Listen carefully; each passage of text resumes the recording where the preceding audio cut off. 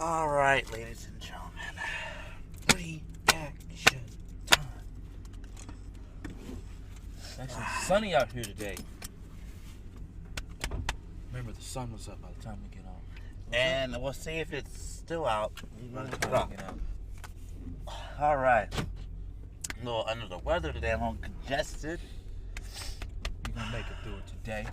I feel okay, but I'm just congested. But let's get this show on the road. Literally. Mr. Qeyante. Actually, we're both tied at 11-5 overall.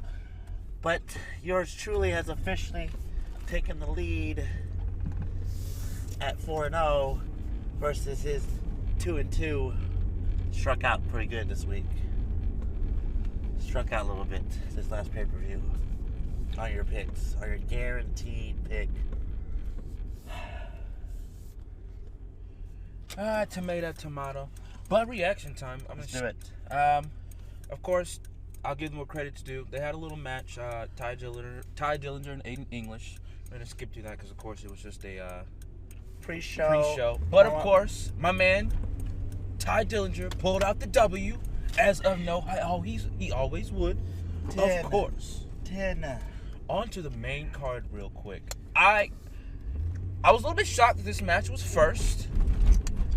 I found out the reasons behind it because of the I don't know if it was the conference final. I know it was the conference finals, but I'm not sure if it was East or West. I'm not sure who was playing that night.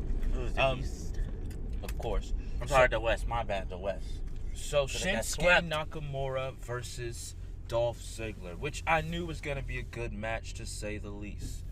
I didn't really have a problem with this match. I thought it was pretty good as far as what it was. It could have been a little bit better, but I understand they wanted that window for them to actually, do their thing before this championship game got started. It was a great match. I liked it. I didn't have any complaints about it. I think it did its job, okay? So here's the thing. Shinsuke Nakamura teared it up in NXT, and he's over it. He was over in NXT. Mm-hmm. I think maybe, just maybe, I don't know why they thought this, but maybe Vince thought maybe he just needed to get over a little bit more to kind of make him a legit contender, because now he's in the Money in the Bank match. Of course. So that's why the first feud was against Dolph Ziggler. And like I said, I think it did its job. Dolph Ziggler is a heck of a performer. It's going to make everybody look good. Including himself. So at the end of the day, I definitely think, like I said, it did its job, what it was supposed to do, by putting Nakamura over. But at the end of the day, it was probably top 3 match of the night. It definitely did its justice as far as their match, and as far as future matches in the future. I think if they face on a SmackDown Live, I think it'll be a little bit better. Kind of like what Dean Ambrose and Baron Corbin's match was after WrestleMania. Yeah. They had that little street fight, and that match was better than the match they had at WrestleMania. Absolutely. And I feel like I said before, they were a little bit rushed before, the conference championship game. So, whatever the case may be, good match, all in all. The 6-woman tag team match. And I told you they were going to lose. I told you. Guess you should have guaranteed it, though. I should have. Put your stamp of guaranteed. This match, of course, like I've said in the last video, I don't have any issue with the women wrestling. I don't have an issue with any woman wrestler. But when it's tag team, and they haven't really tag teamed up, or even a 6-woman tag team match, because you have a lot of them, it's not even the botching, it's really how they get into the ring when they get attacked. Like, Carmella will come in under the bottom rope, like, most females do, which, again, I have no issue with, but it's just really weird to, see 6-woman tag team matches on pay-per-views. Yeah, I didn't like it. Yeah,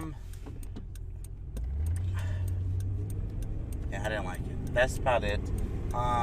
Like I said, if it's just Raw or SmackDown, I have no issue with it because, I'm not going to say it's filler time TV. It's just, to get them all, in the category of who's going to face Naomi at Money in the Bank.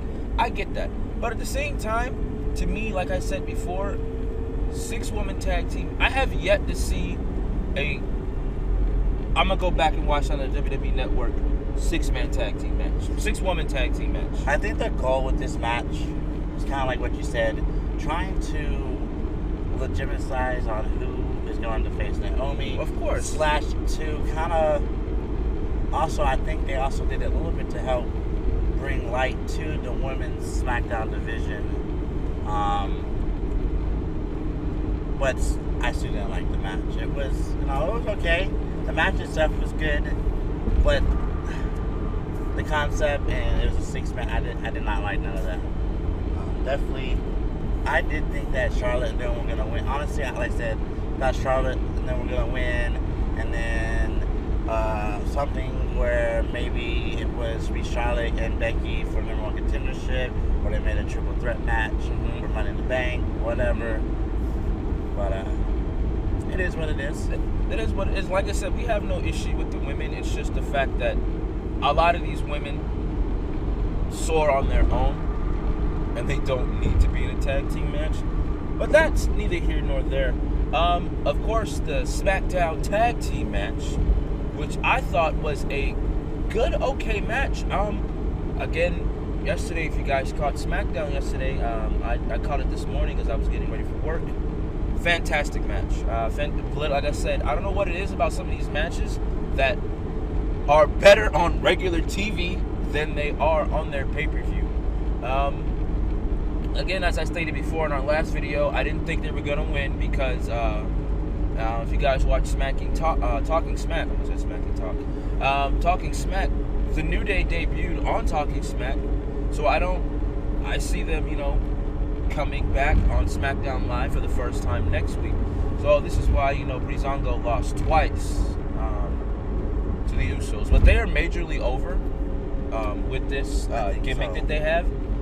Like I said before in our last video, Fandango was over in 2013, got a little cut short because of his concussion that he received. And I mean, Tyler Breeze has always been over. He's always been an excellent singles competitor. So this tag team has really, surfaced me. The guy can do both. Yeah, good match. I think the same thing. They're both definitely over. Honestly, at this point, though, where I'm at is I don't even care if they win the tag team. And I hate to say it, I wish they kind of break up and then maybe have a rivalry within each other to help to help bring them up to both of them into the USA picture, United States title picture. But I thought it was a good match too. Definitely enjoyed it. I am a little bit tired of like gimmicks with Tyler Breeze a little bit. Just a little bit. But at the same time, I can deal with them because, like I said, I do think it was a pretty solid match. Shout out to Fandango for taking that super kick. It really looked like it hurt.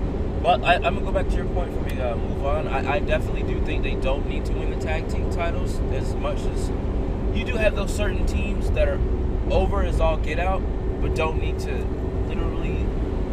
I mean, they can if they wanted to legitimize themselves to win the tag team titles because they're that much over as of right now. But like I said, it was all in all a good match. I definitely had no issue with it. It was kind of like my strikeout for strikeout. It was basically 1-1, but our guaranteed picks are a little bit more than our overall picks. So Baron Corbin and Sami Zayn.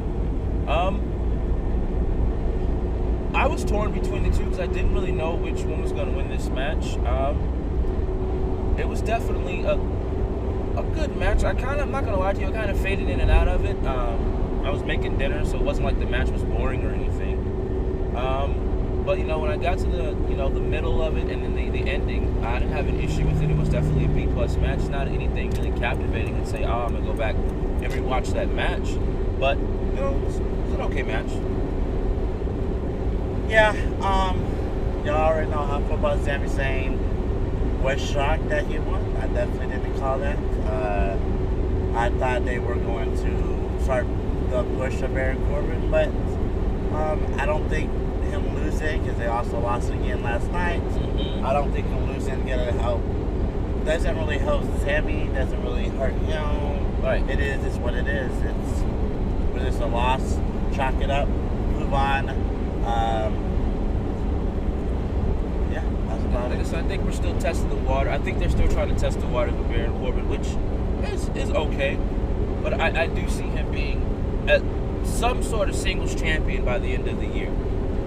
I figured as much. If they can do it with you know who, we'll get to him in a minute. They can do it with him. The next match on the card, AJ Styles versus Kevin Owens for the United States Championship. Now, then this match in particular, I did, root for my boy AJ, even though my heart of hearts I knew they weren't going to allow Kevin Owens to lose that championship just yet. The match itself was pretty darn good. I didn't have any issues with it at all.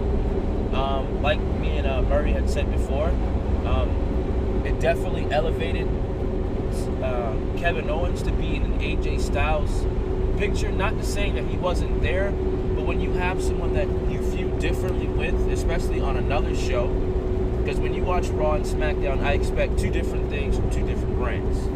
So when you go over, from Raw and SmackDown, I expected it to be a lot more different than his Roman Reigns matches, or even his Seth Rollins matches.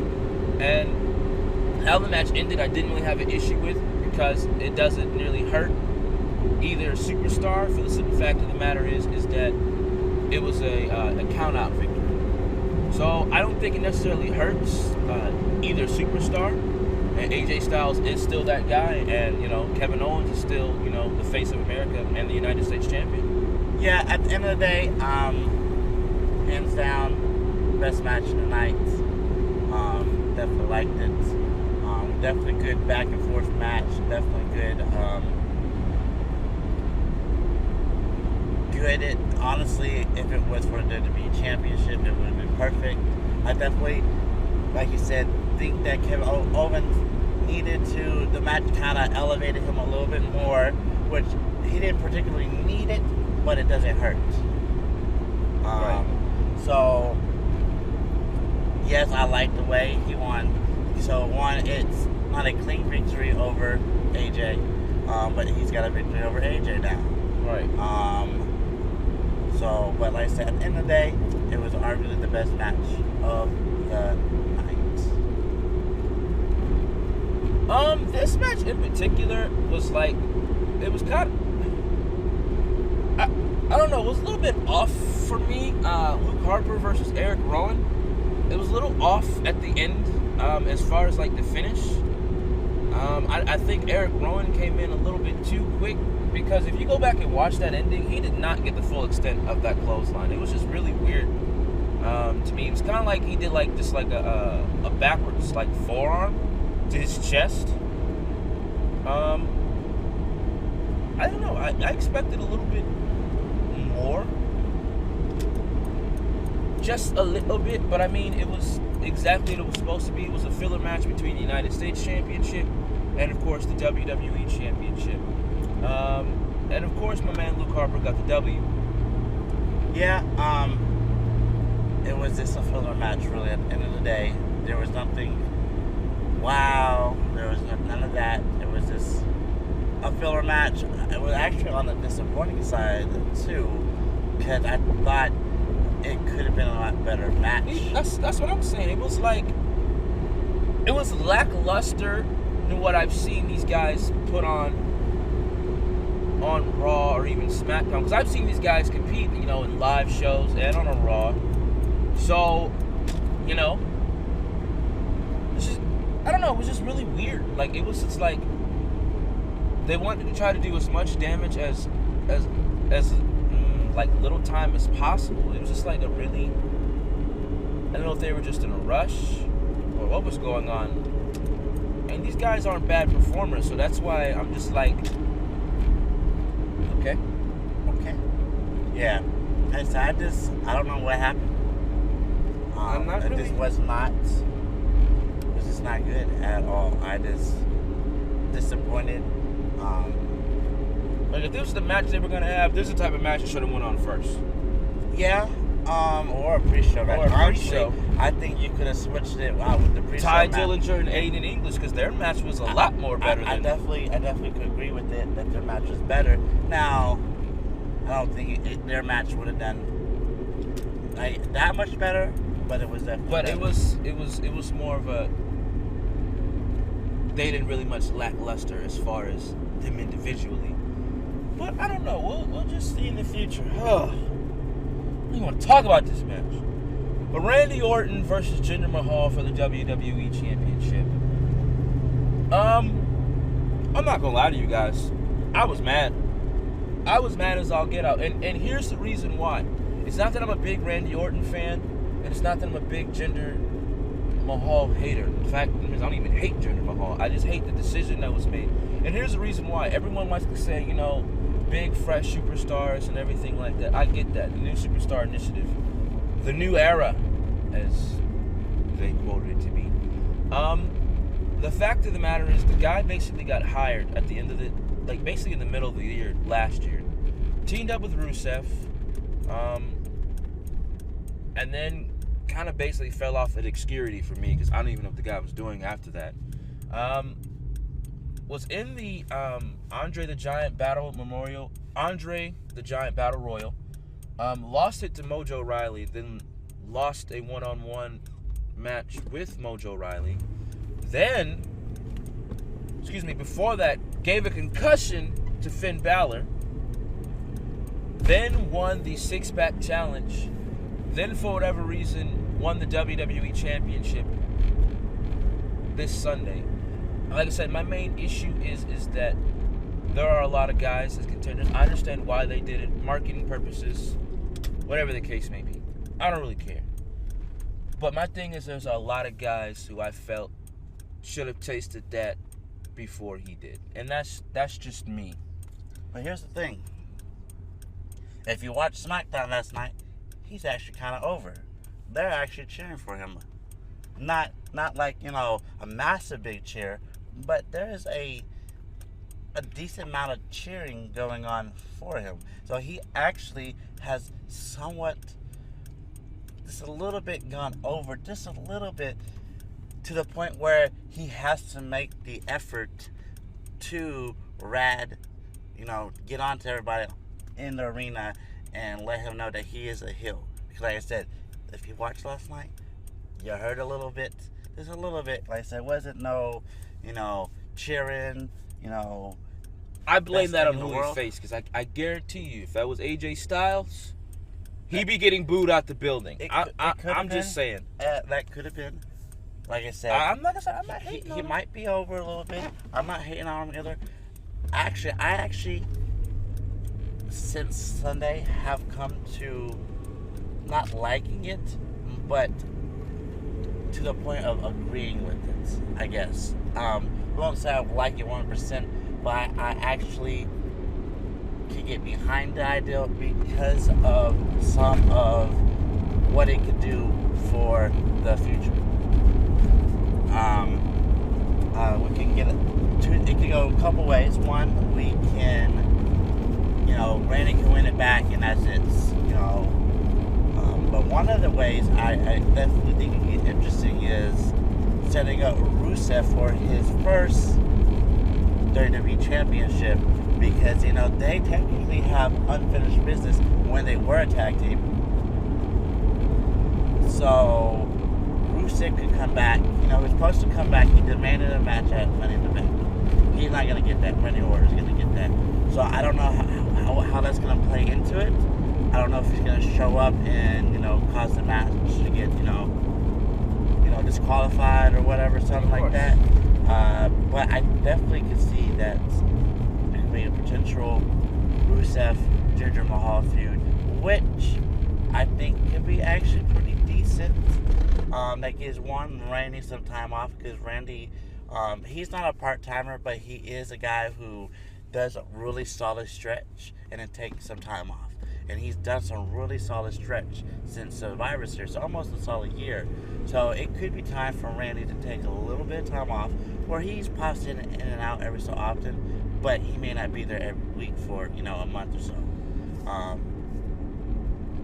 So that's something I definitely could see. Honestly, like I said, I can get behind the idea now. Like I said, I won't say I like it 100%, but I can say that there is a part of me that agrees with it. Coronation wasn't bad for him. Like I said, I seen the pictures. I didn't really watch any of the video of it. Like I said, I can get behind it just to see what they're going to actually do. But as of right now, I'm not behind nothing. Nothing at all. Because here's the thing with WWE. They'll have a WWE champion whose title reign may or may not end. And what I mean by that is they'll have a champion who wins the title, maybe defends it once, gets that little one victory, or defends it 0 times, and as soon as, defends it that one time and then gets the W, then defends it 1 time and loses the championship. So I'm not really, they're going to have to really wow me, especially with SmackDown, just as far as the past champions have been, as far as AJ, Randy, and John, and especially with Bray Wyatt. That's my major issue right there, because I'm not gonna lie to you guys, I am a little bit upset about how that ended. Not necessarily with Randy Orton within itself, just the fact that their rematch wasn't even for the title. That's what irritates me the most. So that's why I can't jump on this Jinder Mahal ship and say, all right, guys, we're going to see what these guys can do. No, and I think that's the only issue. I mean, that's not even my only issue with SmackDown. That's my issue with Raw's Universal Championship match as well, and partly because 2 of those people have been part-timers. So that's where a major issue lies when it comes to World Championship matches. That's just why I stand on the fence, because it's just like as soon as they win it, they don't get a rematch. And this is really weird, and I just don't understand it.